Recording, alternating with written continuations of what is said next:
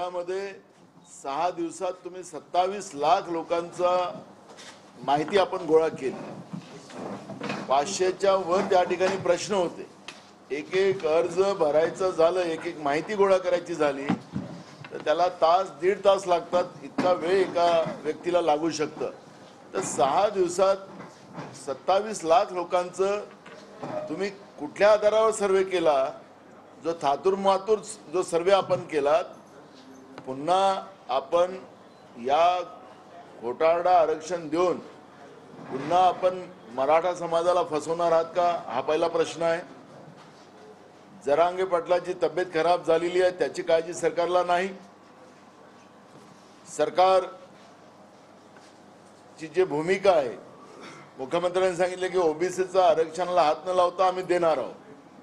आम्ही हिवाळी अधिवेशनामध्ये सरकारला या प्रश्नाचा जवाब विचारला की सरकारने स्पष्ट करावं की कसं काय करणार आहे, पण सरकार त्याच्यात भूमिका मांडायला तयार नाही। आणि या पद्धतीनं जे थोतांड महाराष्ट्रामध्ये या सरकारच्या विरोधात जे सुरू आहे, जनतेला फसवण्याचं काम सुरू आहे, तरुणांना फसवण्याचं काम चालू आहे, शेतकऱ्यांना फसवण्याचं काम चालू आहे, त्याचं उत्तर सरकार देऊ शकत नाही। आणि म्हणून जे काही तातडीनं सरकार 2 दिवसाचं अधिवेशन बोलवते आहे, त्याच्यामध्ये आणलेल्या सगळ्या बिलावर चर्चा सरकारने केली पाहिजे, ही भूमिका आमची आहे। 2018 मध्ये याच पद्धतीनं देवेंद्र फडणवीसांनी सगळ्यांची सहमती घेऊन एकमताचा ठराव करून त्यावेळेस मराठ्यांना आरक्षण देण्याचा ठराव पारित करून घेतलेला होता। पण नंतर माननीय सुप्रीम कोर्टाने ज्या पद्धतीनं त्या ठरावावर ताशेरे ओढलेत, सरकारवर ताशेरे ओढलेत, पण पर्यायानं विधिमंडळामध्ये आलेल्या सगळ्या राज्यभरातल्या सदस्याला त्याचं मत मांडायला लक्षात असेल की परवा एक सदस्य मेश्राम या मागासवर्गीय आयोगाचा त्यांनी त्या ठिकाणी काही मुद्द्यावर आक्षेप घेतला तर त्याला तातडीनं काढून टाकलं। म्हणजे कुठला मागासवर्गीय आयोग ते का ते संविधानिक आयोग आहे। आता आयोगावर सरकार दबाव आणतं हे त्याच्यातून स्पष्ट होते आहे। त्यामुळे या सगळ्या विषयावरची चर्चा व्हावी।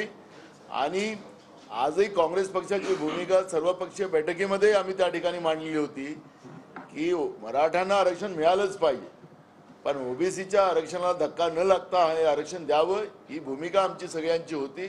सरकारने त्याला एकमताने मान्य केलेलं होतं। पण माननीय मुख्यमंत्री जरांगे पाटलाशी काय बोलले, त्यांचं उपोषण सोडवताना काय बोलले, ते राज्याच्या जनतेला कळलं पाहिजे। आणि या सगळ्या भूमिकेला स्पष्टता आली पाहिजे। ही भूमिका काँग्रेस पक्षाची आहे। आणि ज्या पद्धतीनं ही काळीमा फासण्याचं काम महाराष्ट्राला हे सरकार करते आहे, 2 जातीला त्याला ज्या पद्धतीनं भांडवण्याचं काम करत आहे आणि शाहू फुले आंबेडकर विचाराला संपुष्टात आणण्याचा, छत्रपती शिवाजी महाराजांच्या विचाराला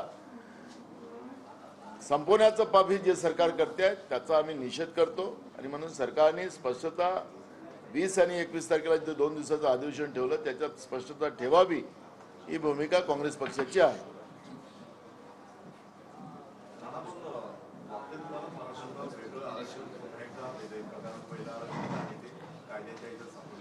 फसवीचं काम करताय फडणवीस या सरकारने, फसवी केली, ही काही लपलेली नाही आहे। त्याच्यामुळे शिंदे सरकारने त्याच्यामध्ये फसवी करू नये, ही भूमिका आमची आहे। काँग्रेस पक्षाने ही भूमिका पहिलेच मांडलेली आहे। आणि आम्ही काही निवडणुकीमध्ये आश्वासन दिले नाही की आमचं सरकार केंद्रात आणि राज्यात आल्यानंतर आम्ही मराठा, धनगर, गोंडगोवारी, कोळी या समाजाला आम्ही आरक्षण देऊ। 2014 मध्ये याच भाजपने राज्याच्या या समाजाच्या लोकांना आश्वासन दिलं होतं। केंद्रात आणि राज्यात सरकार यांचं 10 वर्षाचं आहे, यांनी का दिलं नाही, ही